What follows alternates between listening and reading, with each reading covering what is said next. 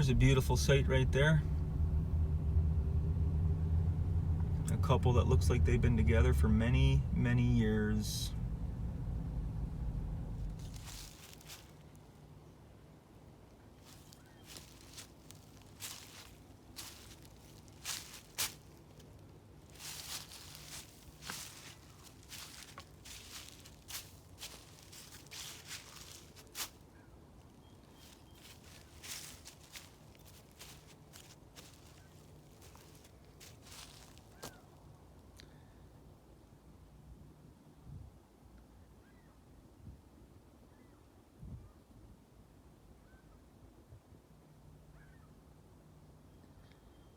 Look how beautiful that is.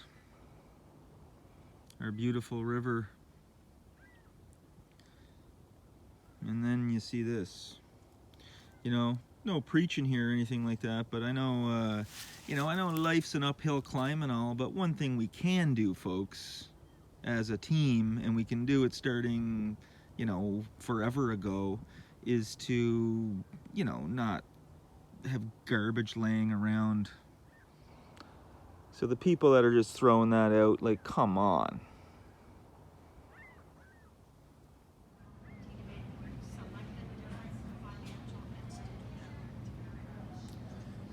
I'm fortunate enough in my life right now to have a bit of time on my hands. This project has been really fun and therapeutic, but it's getting me out and about on the Miramichi. I'm at Carrefour Beausoleil right now at the cafe over there. It's a vibrant little scene. And I walked into the gallery that they have here onto an artist named George Gauguin. And that's like a apples or oranges little cardboard tray. And he takes everyday found objects around the house, like that most of us are throwing out, and makes these really, really wonderful sculptures. I think there's Q-tips involved in this. I could be wrong about that, but it looks like it to me. Not that one. No, that's not Q-tips. That looks like clothes hangers or something. I think those are hangers. Oh, that's what he's doing. He's using hangers. But see, there's a Q-tip right there. Look at how really cool these things are. I'm gonna look up George Gauguin. I really, really like his work. It's really cool. I see, what do I see there? I see corks, likes his wine. I see a paper towel. That long stack right there, that's a paper towel. I see some cardboard, same thing. He must be using hangers. Really cool, George. Oh, I missed this, my first walkthrough. This one hanging. George Gauguin. I gotta look this guy up. He's flattening something out there. It could be like metal or cans or something. I don't know yet. This is tape. He's painting it all white. These are old empty tape rolls and spools he's collecting, using his own, I'm assuming, getting his friends to collect for him. I see some toilet paper rolls in there. I don't know, boxes, cardboard, really, really cool. This is happening on the Miramichi, folks. Carrefour Beausoleil. There's another one of those sculptures right there. This one here is a little wider, and if you take your time, you can see what he's using. Clothespin, I see. More tape, more wine corks. Beautiful little gallery in here. And there's a beautiful piece right here. Some crushed cans, some rope, canvas, or what are those called? Those burlap saps maybe, or something like that, all spread out. Beautiful coloring in that one. This is really interesting and cool. He used an old level. Cans, I don't know what those are originally. And then this looks like one of his showcase pieces. Beautiful red color that he chose for this. I see some beads. I see some, oh wow, really cool. So thanks for that, George. Put a smile on my face.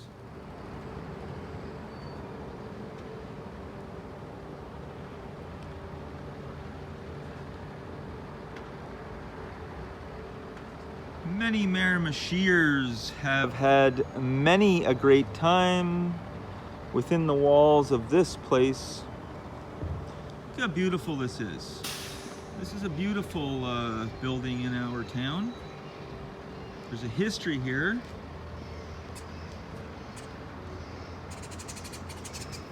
It's a great spot to meet some friends, to get out, and oftentimes roll up those sleeves, or let the hair down rather, and listen to some live music.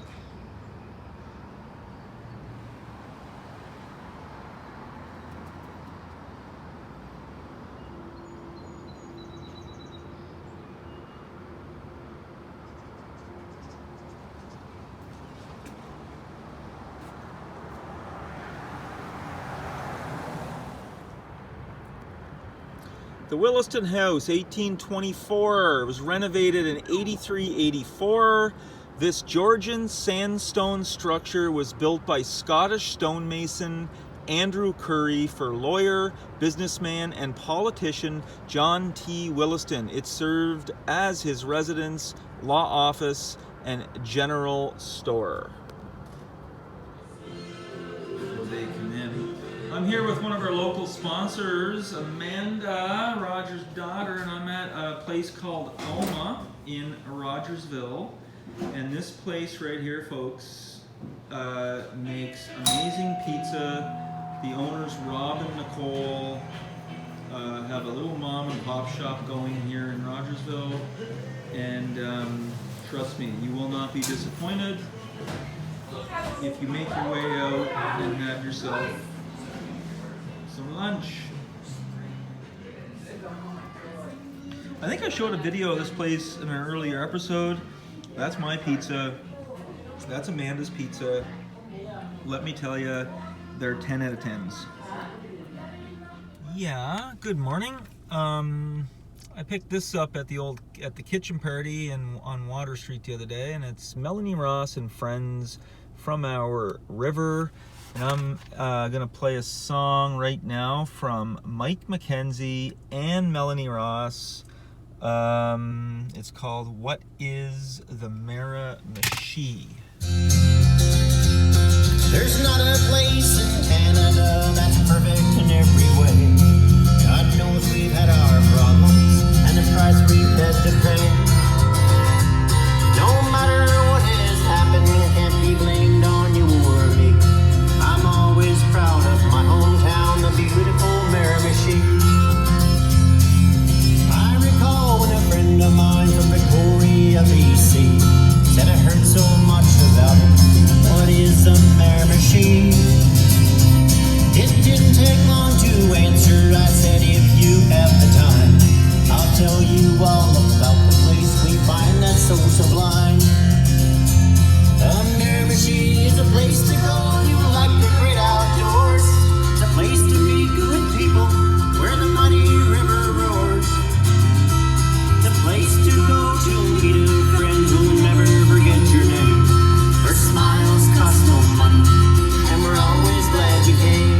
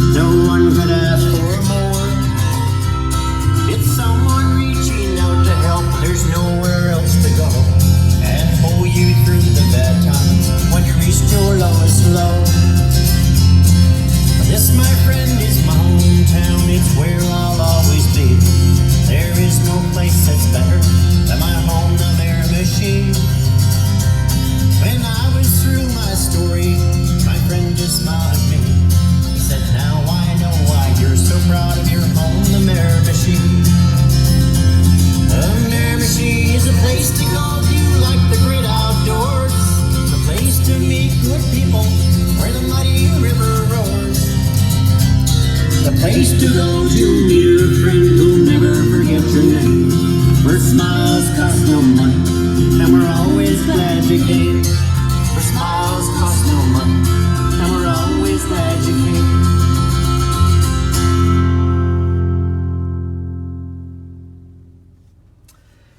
my apologies for any glares or bumping or the wind blowing in on certain video, but you know, this is just what I'm doing and what I got for technology, and just trying to give a, you know, a positive vibe.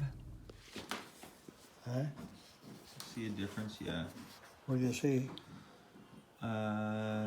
This one looks lighter. No. This one looks lighter, no? No, they're all the same. Oh. What are we looking at? So Raj just got. There's a difference here. Oh, that's a big one here. So what are you doing? You had a photo of the Logieville women's softball team, and you're getting copies photocopied. You're going to pass it out to the remaining members. Yeah. So who's still in? Logieville? Who's still around? Jim LaBelle, Yeah. Paula, Diane, Yeah. Karen, My mother. Mary, Yeah. Mary, Helen, Yeah. Kathy, and Janie. Oh wow. Should be 10 there. Honey. Yeah. Yeah. Oh, right on, Raj. Good thing. Now what happened is Donald, a great leader. Size of a crowd is a tribute to McDonald. I still got my Speech. my letter that I. You wrote a speech, eh? I pressed record. You're just, as you still sort there, Raj, I'll, Okay. well, look at this. If we were to look at the clock right now, we have the classic 10 after 10. That's how they sell clocks. It's supposed to signify a smiley face. It makes it look better. But we're doing a night session. When I go to bed at night, you know, I'll be over there, it's midnight, I'm at my mother's house right now as I'm home from Vancouver. I look out, Roger's lights are on. I wake up, doesn't matter if it's 4 a.m., 5 a.m., 6 a.m., I look out, he's still up, or he went to bed and he's back up. Anyhow, Raj, we're on number 37. Yesterday I said we were on 35, we can't keep track, but it was actually 36. I was actually sleeping over there. I fell asleep watching the Leafs and the Bruins. Phone rings. Roger was ready to do a session. I'm Jamie. This is Raj, Mirami-histor-chi. We are sitting here. We're quite relaxed, actually. Very relaxed right now. And, you know, Roger Como, the local historian, has collected decades, decades, and decades, and decades, and decades of local history via mainly the Miramichi Leader and the surrounding area, but it's mostly newspaper clippings, but there's pamphlets, there's brochures, there's special edition features, there's the, what do you call when you go into the rink and they have the team, you know, and they give it out for the team with the rosters on it and stuff like that. What are they called? The program, the game programs. He collects placemats, just whatever on the Miramichi. His collection is vast. We're just skimming the surface here. He's made all these Raj trays out of sheet metal and flashing. It fits the newspapers in. They don't get damaged. This collection has gone on, as I said, for 50-something years. And we're just trying to unpack it. We're having a great time in Raj's basement. We are nephew, uncle, and we're just doing it for a local community building project. We're doing it for each other, and we're having fun. And we're figuring out as we go, Raj. We're just figuring it out. It's just kind of organically happening. That's how we want it. And you know what, Raj? Yesterday you were here when I got back from the Nelson Doyle Dancers. Yeah. And I was thinking about that all day. They were really great. Like, I watched the video over, and they did such a great job. And I have a note here. Like, Ellen, their leader, Ellen Doyle McDonald, she's so great. And the program's gone on for 31 years, and they were so welcoming to me. But I didn't show Ellen. I told her I wasn't going to show her on the camera. I would just kind of keep it on the girls. But I would actually love. I was just thinking, should I have interviewed Ellen and had her introduce her girls? Maybe I should have done that. Paul DePlacy's store, he opened that. We just did an episode yesterday. He opened that, and it was in South Nappen, and it was across from Leon Bremner's in South Nappen.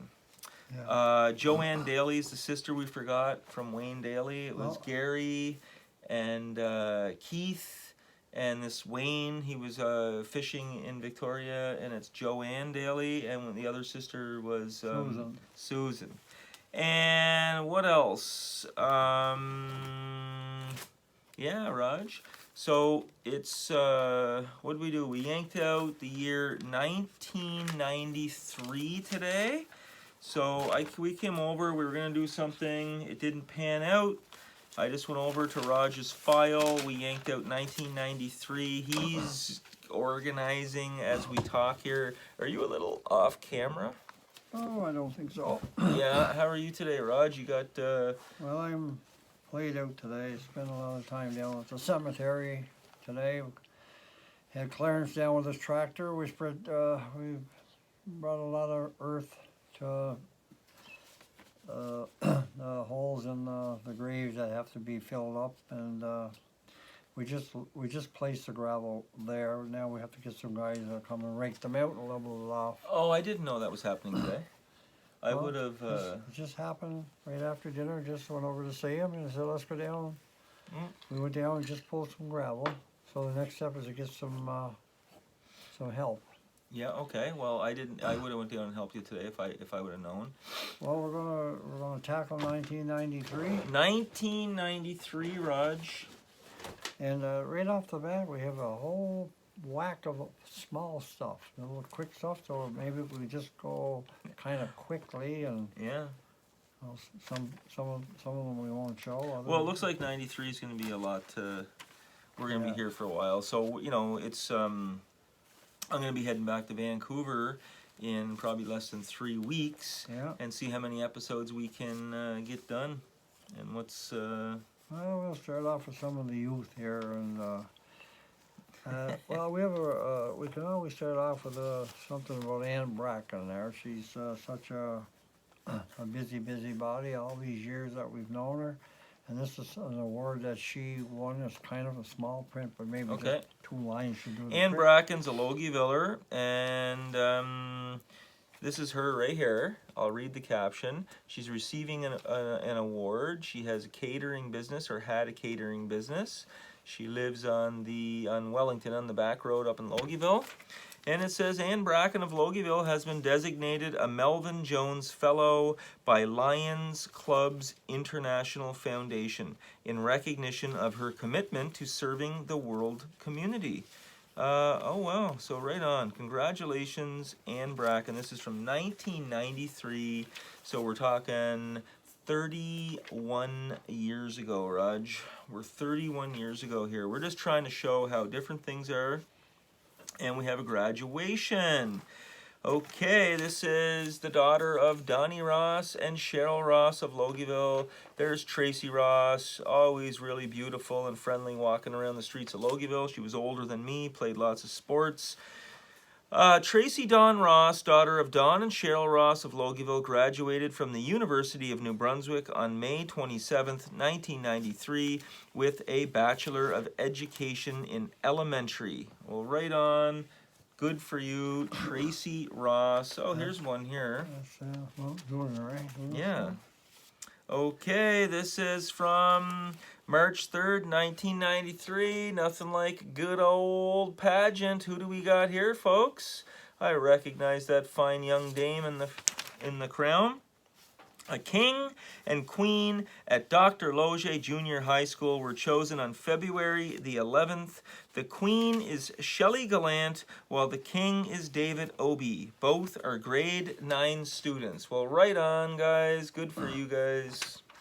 You just the first paragraph is all this requires. Okay. X wins National Award, named Best in the Country. Oh, wow. The X. We're talking about the good old Miramichi Agricultural Exhibition that comes every September. The Miramichi Agricultural Exhibition has been named Canada's 1992 Regional Fair of the Year.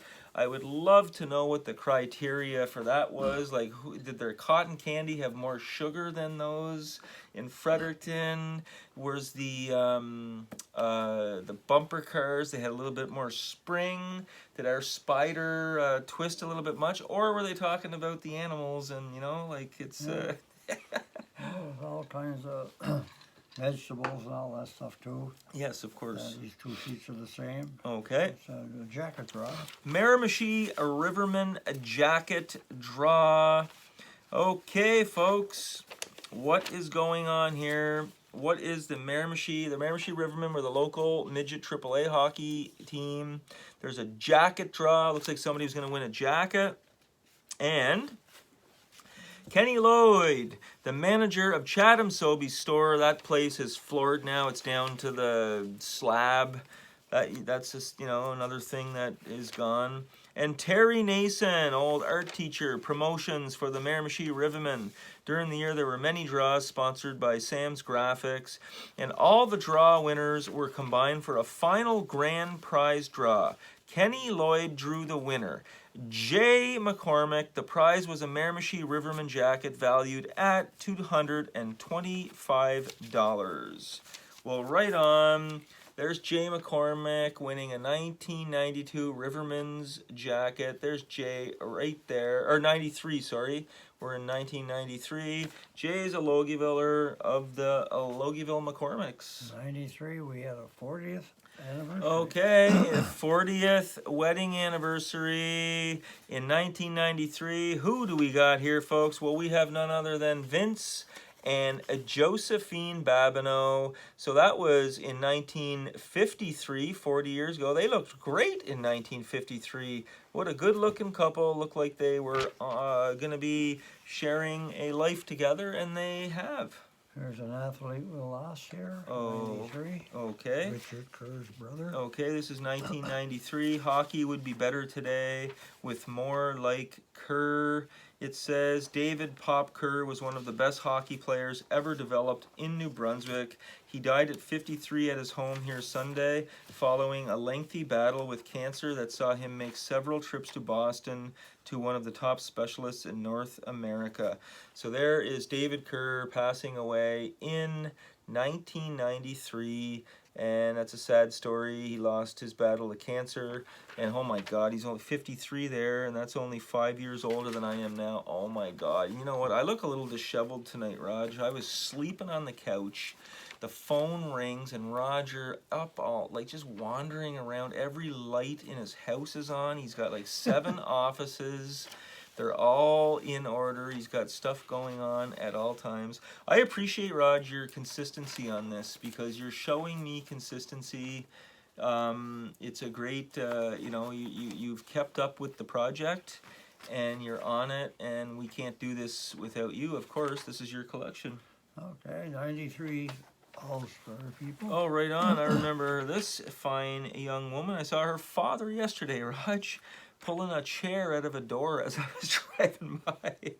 James M. Hills, Bell, and Kingston named to all-star teams. Well, there's Andrea Bell right there. We're talking basketball. She was a scholar. I think she was the valedictorian. Maybe it was the salutatorian. I can't remember, but one of those. And then she was a great basketball player. Haven't seen her in years. James M. Hills, Andrea Bell, and Don Kingston were named Tuesday to the New Brunswick Interscholastic Athletic Association's AAA All-Star Basketball teams.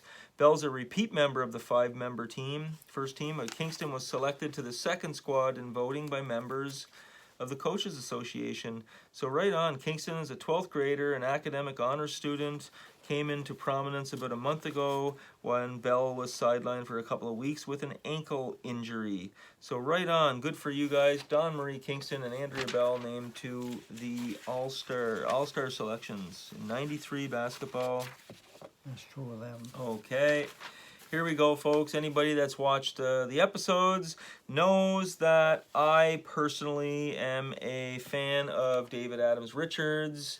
I actually feel his work. It's a deep, thought out writer. He's a real deal writer. He's a writer's writer. And this says a TV movie is being made using a story by Miramichi author David Adams Richards. The story, Small Gifts, will be adapted for a 2-hour CBC TV movie. Right on, really cool. New book by Richards is due soon. This is another article.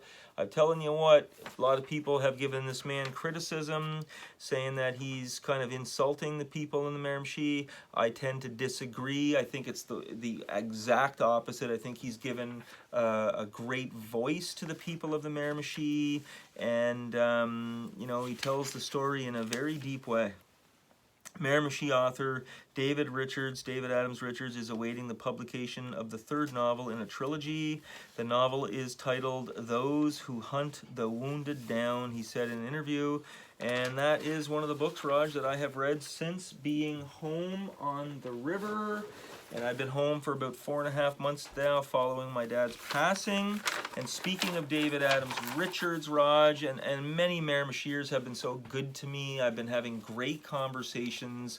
I've been reconnecting with my roots. Roger has helped in that. I have, you know, I live in Vancouver and I've been home visiting. And one of the things that David Adams Richards does describe a Miramichier as, and this is his description of a Miramichier that he used to fish alongside, an older guy, and this is what he says: he was and always will be the embodiment of a Miramichier. Proud, conscious of others, fearless within the bounds of physical environment, full of humor, and yet somewhat shy, and that is a high compliment to our people. I love this, you know, fearless within the bounds of physical environment, Raj. You know, you see people out, you know, I'm just thinking about it all the time. It's just a matter of getting outside, going for a walk in nature, going down to the river, getting a fishing rod if you've never fished before, just trying those things, getting in a canoe, using our river. There's people walking in the woods, they're just doing things. And it's really important to get out and talk to people in person, get off of the screens. And I understand we're doing this on a screen and you guys are watching on a screen, but it really is important to just maybe just walk down Water Street in Chatham, go into a couple of shops, start talking to people, and getting out there. If you're not finding yourself doing it, I've found myself not doing things like that. Oftentimes, you just get into a little bit of a you know, a habit, and you're forgetting the basic things, Raj. That's a story on Dale Mattinson's parents. All right, on. We'll get there. Okay, another great Logieviller, Dale Mattinson, married to Linda. They got 2 boys that are doing very good. And this says, Mattinsons know abuse and love. Bob Mattinson and the starved Malamute Husky. There's Dale's father, Bob. It looks like a dog rescue coming. Look at that beautiful animal right there. The man, the dog connection. And when I say man, I mean human. Everybody. Okay, so Lorna and Bob Mattinson know abuse, but they also know love. They founded the Hope Miramichi Animal Shelter in 1985, and it was incorporated 2 years later. Since then, hundreds of animals have been helped and cared for. Well, right on. I did not know that, and that is a really, really amazing thing. I said amazing again. I'm saying that word too much. So right on. And those are very, very important. Couple anniversaries here. Oh, yeah? Big musician there from Chatham. Okay. Happy 25th anniversary, January the 16th, 1993. There's no photos here, but that's Stephen and Wendy Logie in 93, celebrating their 25th. And then who do we got right here, folks? I will read this out. We have none other than Herb and Midge Hay. Well, I'll tell you, Raj, how you know you got a proper community. You got a proper community when you got somebody named Midge. Love it. On the occasion of their 50th wedding anniversary, family and friends are invited to an open house at the home of their daughter and son-in-law, David and Gina Skid in Chatham on Saturday. So right on. So Herb and Midge Hay, their 50th wedding anniversary. And you know what, Raj? One of the videos that I have, that they already saw, that you don't know, is I was driving up behind today a couple, and they were probably in their 70s.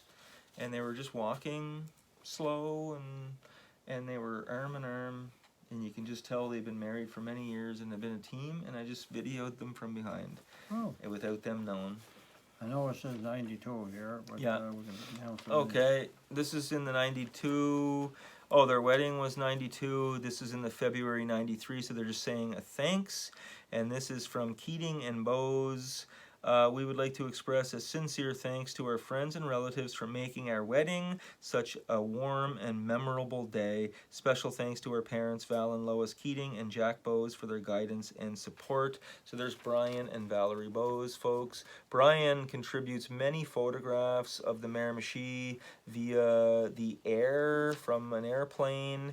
And apparently it's a really cool little thing that he's doing on Facebook and whatnot, and it's really cool. Oh, there's a neighbor of ours and a relative. Well, there you go, folks. June 23rd, 1993. We're going to get into some James M. Hill graduation.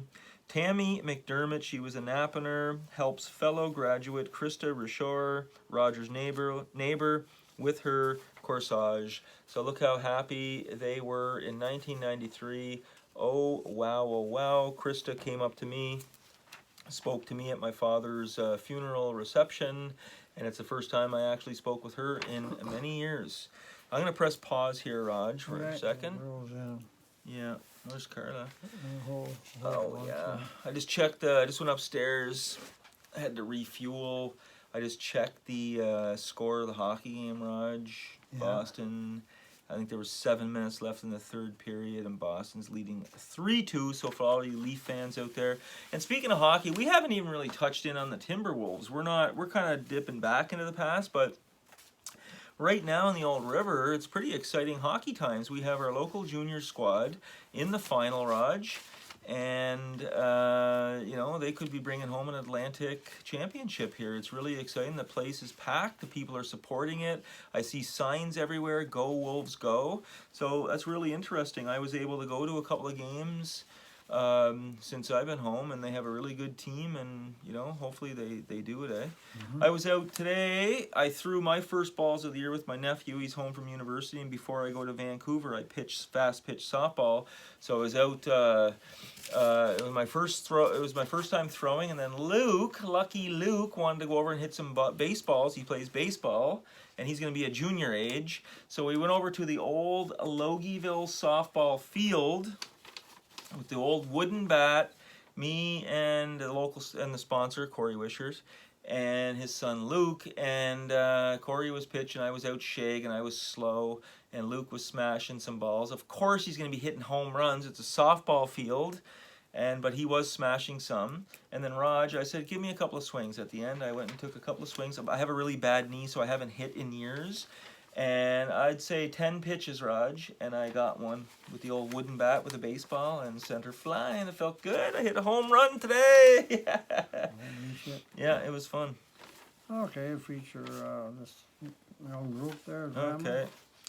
James M. Hill Drama Club presents play Blues at Desert Theater. It was called The Blues, and here's one of the players, folks, of the play, local girl, Logieviller, Krista Savoy. She looks so beautiful in that picture. Krista was always a really cool person.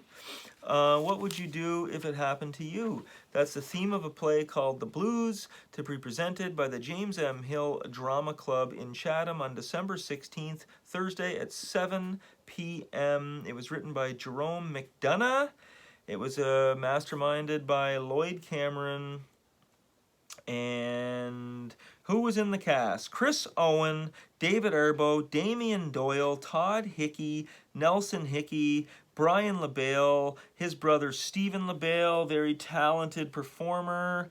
Jason Norris, Patty Quinn was in there. Chris Trevors, Matt Trevors, Sarah Bowes, Maggie Connell, Patricia Coughlin, Allison Jones, Heidi Malm, Erin Reagan. I saw her in Vancouver and had a coffee with her a couple of years ago. And Krista Savoy. The crew members were Patrick Rudder, Dana Hambrook, Patty Quinn, Damian Doyle, and Stephen LaBelle. Tim Brown is in charge of lights, and Paul Bingham looks after the music. And guess what name I skipped over, Raj? Jamie Cummo. I was on the crew. I did. I had no memory of that. But yeah, no, I used to hang out with that group a little bit, and they were fun, and it was a good time, and I remember that. Okay, Yeah. there's our ace fiddler on the 25th anniversary of '93. You know, Oh wow. I think it's '93. 93. So 1993, 25th anniversary for Norman and Joanne Young. The children of Norman and Joanne Young of Upper Derby wish to extend an invitation to all family and friends to celebrate their silver anniversary in 1993 at the Derby Parish Recreation Center. And look how great they looked.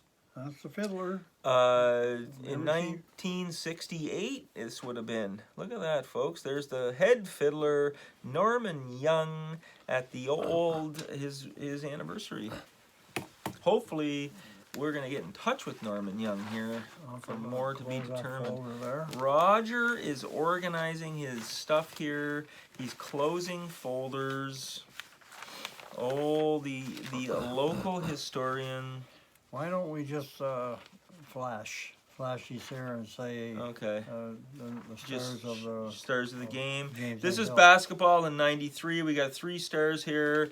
We got Andrea Bell, as per mentioned. Carla Bremner in the middle from Nappen. She was a great athlete, always a beautiful young woman, as was Tanya Arsenault right here. Tanya would have been a grade 11 student. Those girls were grade 12 students. So they were stars of that game. There's another one here. Another one. The Tommies had a good basketball team. Todd Fitzpatrick was their coach. There's Dawn Kingston again. She was a star on that team as well, as we just said. Turn them up. Yeah. Okay. There's another one here. Another one. Tanya Matheson turns James M. Hill's game around. She was another player on that team. They had a great squad. Tanya's always been a sweetheart. She's an educator in our system now. Headline. Once again, Andrea Bell. She was such a great player that year. Great student, and she was just an easy person to get along They with. were named for the All-Star team, those two. Yeah, we already said that. Okay. And then once again, folks, there is Carla Bremner, another star athlete of those years. That's the last one there. And here's the last one. Tommy's win indoor exhibition game, and Andrea again. She was a star athlete, obviously. So there you go. Andrea, don't say that we have never done nothing for you, because we just showed about 6 or 7 of your photos in the span of about 5 minutes. So yeah, we're winging it here, folks. We have, we're just going through this for the first time. The work on that movie that we just told you about from David Adams Richards. Well, folks, we're just getting word in now from a Kathy Carnahan article that work on that CBC movie has been delayed. So maybe it's not going to happen. There's David Adams Richards. That's a great photo of him right there. The work on the movie's delayed. We'll let you know if we get further wind as to what happened with that. Well, you know, the break I just went up for, Roger, I refueled. I'm feeling really relaxed for some reason tonight. What do you think it is? Well, a little nap you had. It's probably that little nap I had. And I was out today with the local historian's daughter, one of the sponsors of the show, Amanda. We drove out to Rogersville. And we went to that pizza place called Alma. Young chef from Toronto. And his wife, I think it's Rob and Nicole. And let me tell you, the pizza that he's making, it is delish. I think I shared a video I would have shared a video of it to begin this episode anyhow. Jason Dixon improves his fastball in Oklahoma. Well, there you go, folks. This is 93. This is before our local Nappin boy made the major leagues, and he was playing down in Oklahoma, and there he is right there. And it just says that he improved his fastball. Okay, this is a really That's a old good stuff here. Elvin Young, that's pretty old here. It's okay. Well, you say a little Yeah. bit about, she's a former teacher years ago. Yeah. Former teacher recalls first salary.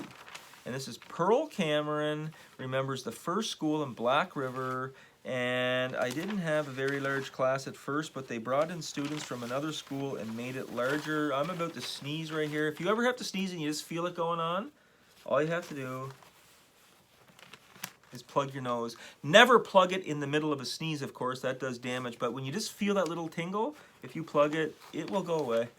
Okay, so former teacher recalls the first salary. It was $100 a year for this lady, folks. What can you do for $100 a year?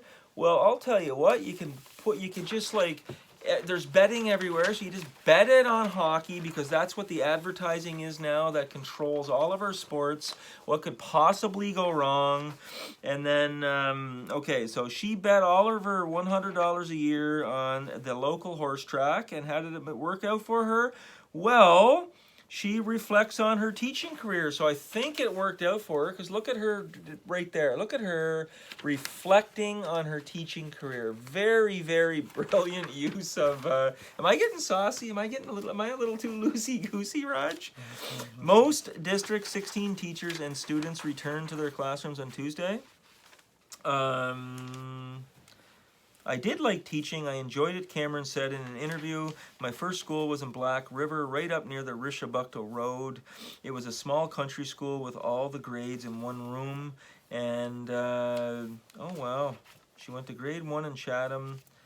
I want to get her age, but it really doesn't say in this article, so sorry. But she looked like she would have been a great teacher back when they were teaching them reading, writing, and arithmetic, and the ideologies stayed away from the classroom.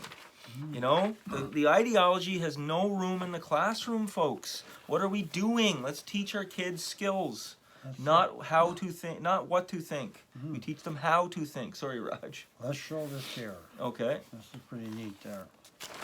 I know when I'm talking too much, Raj gives a little nudge to me there with with his foot, and he's like, "Uh-oh." I feel like I'm gonna sneeze here.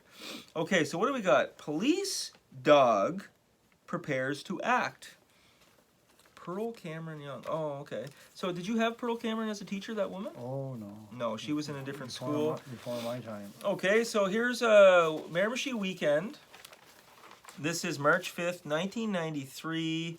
I remember I was in grade 11 at this time, and there is a photo of, this is the most wrinkled paper in Roger's collection, folks. He didn't get the iron on her in time. This must have got wet.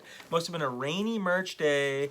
The paper got thrown in the yard, and a little bit of water got in the plastic bag, and he dried it out down here on his stove. This says Constable Kevin Sturgeon and his canine dog Kaiser of the Newcastle Police Force gave a demonstration at Saturday's fun match held by the Miramichi Kennel Club here. Sturgeon shows the control he has over his dog partner in a mock arrest situation. Once again, the amazing connection of man and dog. And when I say man, I mean human and dog. It is a beautiful thing. And although it's not a dog, I saw a fox today. Foxes are not in the dog family. They're not canine. But my goodness, are they beautiful, eh? Yeah. It was in perfect. You should have saw the bushy tail. It was in perfect. It looks so beautiful. Does that go upside down there? Makes no difference. Makes no difference. Well, Holy shit! You know where every newspaper clipping is in this house. a whole page on St. Margaret's. You want to buy a house back in St. Margaret's? Do you want to buy a house in St. Margaret's in 1993? Well, first in, first pick, life in St. Margaret's, much like in town. And I'll tell you what, I wonder if Percy Como got his name back in at this time. Duplexes could be giant single-family homes with the separating firewall removed, and a bargain between, are you ready for this? Are you guys ready for this? See those pads right there, those houses back at St. Margaret's in 1993? $30,000 to $40,000, and you had yourself a big house. And now the country club is getting it. They're getting her back up and moving. These people are living right on the golf course. And we are not having trailers on private property. If people want to camp out overnight, they'll have to make arrangements to stay out by the highway. Herman Coops, and I'll tell you what, Herman Coops said that. You know what we need right now in all across North America? We need more Herman Coops laying down the line and saying no to things like that. Because things are getting out of hand. Okay, just show this last clipping of that episode. And if you look at one of the houses, there's what you see. Okay. If you're in one of those houses in St. Margaret's, people of the area are ready for a change.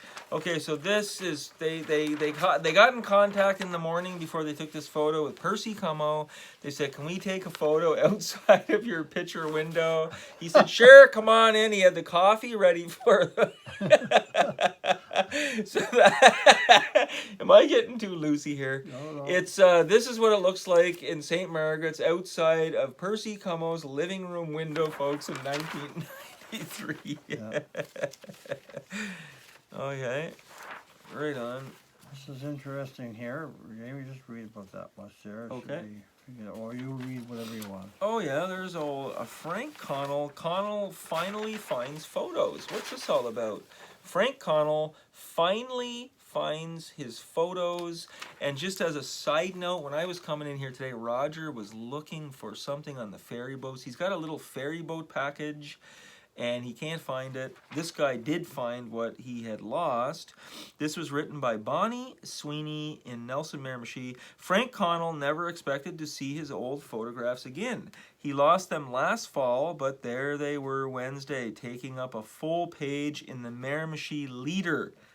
He lost them during a visit to Ontario last fall, and they were found in the Pearson Airport by John King of Kingsville. There's more here. Okay, and they were forwarded to the Miramichi Leader, and several of them were printed in the February 3rd issue. So that's really cool, and Roger is just informing me that these are them. So that is the photos that Frank Connell lost in Ontario. They got shipped back to the Miramichi Leader. So what did the Miramichi Leader do? They said, you know what? This is too good of a package. We are not going to give it back to the owner. We're just going to publish them ourselves and see what happens. Or something like that. I'm just joking, obviously. Frank and Raymond in 1944. Oh, well, he was in the war. Grandpa, Grandma.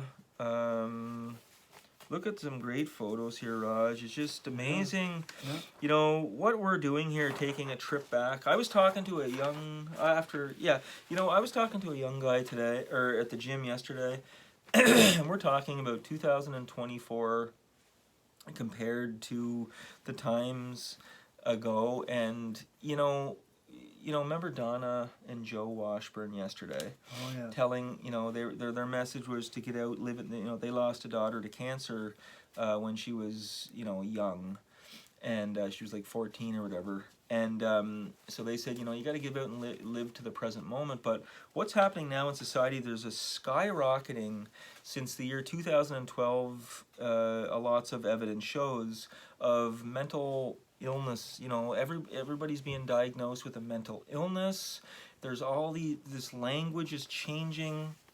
The counseling profession sometimes is, and what I was talking about, I've been interested in counseling and I work with certain people, but Uncle Raj is a counselor. Your sister, your aunt, your friends, your neighbors and stuff like that, if you need somebody to talk to, and then all of a sudden people, that seems to be lost, and now there's been this skyrocketing levels of mental health and mental illness. And I'm looking into this topic for the last few years and speaking to a lot of people on it. There's some hypothesis out there that it has to deal with the screen time, the advent of social media, the telephone, and there's very good evidence to think that. So how do we get our young people to get back outside, to be sitting around campfires, to get into canoes, to go to beaches and put those phones away, go for a walk in nature and stuff like that? So that's sort of the things that I do in my program in Vancouver, and the people I talk to are interested in. So it's nothing massive or anything like that. It's nothing controversial. It's just back to the roots of human connection. And everybody I talk to, there's so many people I'm talking to that agree with this on the river since I've been home. So there's my little sidetrack. Sorry about that, Raj. But Raj agrees. We talk about this. There's a... Is this your friend? No, that's in Newcastle. Well, this is a beautiful photo. Tara Geeky. Geeky plays boys soccer. League rules against her on team? What? Uh-oh. Okay, what's the story here? There's Tara Geeky. It says the Tara Geeky is a girl, but Tara was a member of the Miramichi Valley High School boys soccer team this year. I had always played soccer before I came to Newcastle and have always loved the game. I was playing field hockey. Finally, I just decided I had to go back to soccer, said Geeky. So I mentioned it to a couple of the boys in the team, and they thought it would be a great idea. So it went to talk to Mr. Eric Cameron, who coaches the team, and he also thought it was a good idea. So she said her decision was not based on being with the boys or at any attempt to assert her female rights to play soccer or even to get attention or make a name for herself. Her motive was simply to play soccer. She was born in northern British Columbia and moved to Kamloops, BC. It was here her love for soccer began. So right on. And she was ruled ineligible, Raj. A controversy arose when the New Brunswick Interscholastic Athletic Association ruled she was ineligible to play. And wow, I wonder how that would go in the old world today with this. For some reason, we got everybody confused about certain things. And yeah, leave it there. But Tara, good for you for stepping up and playing some soccer. The owner of Schooner Pine Cabins. His daughter Randy. solved some kind of a sticky problem. Oh, right on. Okay, so what are we doing for time? Junior inventor solves sticky baking problem. Stephanie and Father Randy. There he is, folks, the old Schooner Point Cabin owner. Former, I don't know if it's former or current. He used to, maybe he still does, but there's Randy Murdoch and his daughter Stephanie. She invented something.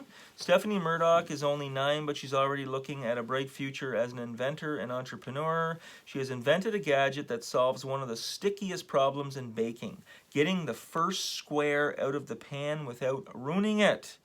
How do you do that? Well, I came up with the idea 2 years ago, Stephanie said in an interview from her family's McKnight Road home. Okay, what did she do?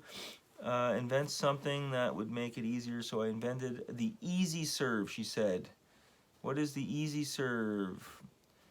She could pop out the first square with a lever, but then I thought the batter might come out through the side. Okay, what is the Easy Lever? Come on, what is it?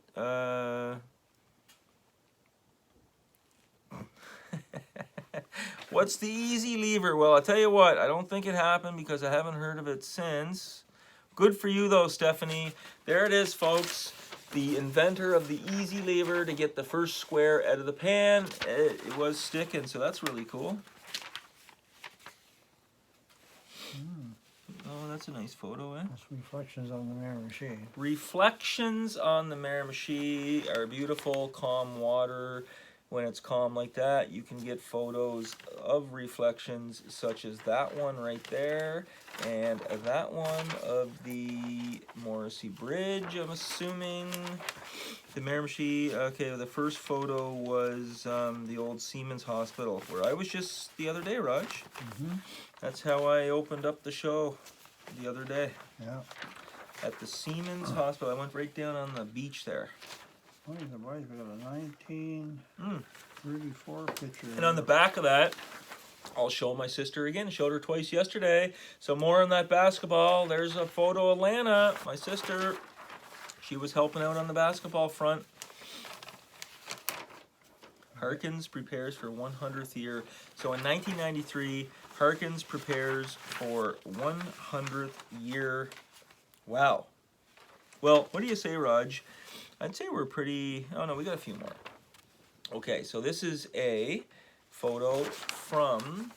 in 1980, that's a 1985 reunion. And there's a photo right there, folks, of old Harkins. Look at that great photo. We got some young people. One thing that you will not see in this photo is anybody scrolling down on their Instagram and not talking to the person that's in front of them. And that was a photo from 1934. Look at how great the Miramichi students were looking in the year 1934. And just for shits and giggles, let's read out those names, Raj. Oh my God. Marjorie E. Waters, Mary E. Price, Jessie Glover, Treva Much or Treva Much, Rosamond Crocker, Dorothy Croft, Doris Gremley, Iva Hogman, Doris Brander, Thelma Woods, Alice Stothart,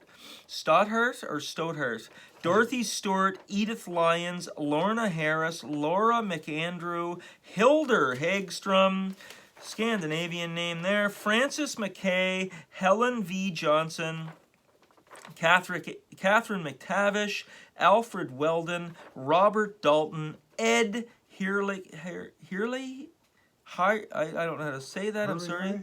What is it? Hurley High? Yeah, Hurley High. Yeah. James Underhill, Gordon Ingram, Charles McCombs, Weldon McIver, George Staples, Roland Crocker, John Manderson, Warren Forrest, John Gillis, Thomas Morris, Leo Rashore, and Arthur Galloway. Right on, Raj. Thanks for sharing. And that looked like that was a great photo. Right. So how you making out over there? Unless we close off where they had an appreciation night for Junior. Mm-hmm. So you didn't go through these yet, eh? Oh, no. That's tomorrow. No, we're just, Okay. Yeah. So we can just, Okay, that's so all what right. was the No. night for Junior? You wrote a speech for that, didn't you? yeah, it was just an appreciation Okay. of all his service at Logieville. Okay. We just show all the clippings that they Yeah, had. we'll just read one. What's a good one to read? Well, okay. David Butler did a nice little write-up here. The size of the crowd was a tribute Okay. to Junior. So, McKenna to attend appreciation night. Okay, so, ladies and gentlemen, in 1993, there was an appreciation night for this man right here, none other than Junior McDonald, the husband of Margie O'Brien, the father of Larry and Ricky and Derek and Eddie, the late Eddie, and Kim and Vicky, mother of NHLer Brad Malone. And Junior was a long-serving member in the Logieville community. He was a mayor for many years, was always a calm-natured, soft-spoken gentleman, played lots of sports, had great hands, Raj, in ball and hockey. Oh, yeah. Was a catcher, a talented athlete, one of Roger's mentors and kind of heroes growing up. And so Roger actually did write a speech for this, I remember. Well, Dave Butler's calling me, kind of mentioned something about it. Okay. Size of the crowd was a tribute to McDonald. It says the appreciation night for Junior McDonald at the Logieville Community Center was the best event of its kind that I have ever attended. First, there were the size of about 250 people. And, you know, Dave was just saying it was such a great honor and a tribute. Lots of people spoke. Frank McKenna was there. And then it said Roger Como and Frankie Weeks were both spoke about as long as Ross, and at times threatened to turn the event into a mini-series. So I actually remember, Raj, and you might not remember this, but I remember when you wrote the speech for that. I was up in your living room, and you actually read it out to me, and I would have been in grade 11. I was laying on your couch, and you read the speech out. I remember that.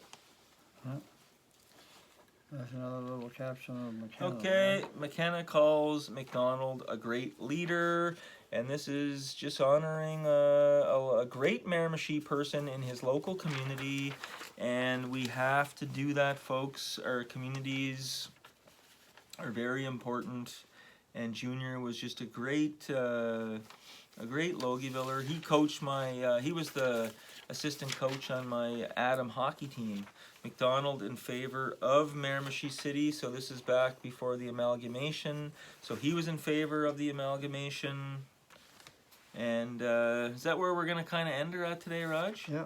Yeah, we're gonna end her there. I come over for a evening session. It's 11 o'clock. The hockey game's probably over. Let's go back up and see if Austin Matthews tied that game up.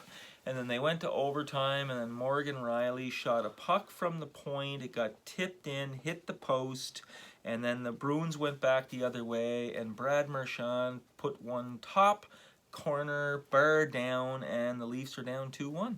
That's my prediction. Anyway, thank you guys for joining, and you know, I don't know what videos I did show at the first, but thanks a lot again, Raj. Let's tell them what time it is right now. Yeah, it's 11 o'clock. Okay. It's time to go to bed, and it doesn't matter. I'll go. The light will be on down here. He's still gonna be roaming around, doing stuff, filing stuff, cutting things out. He's got papers backed up that he has to go through up there.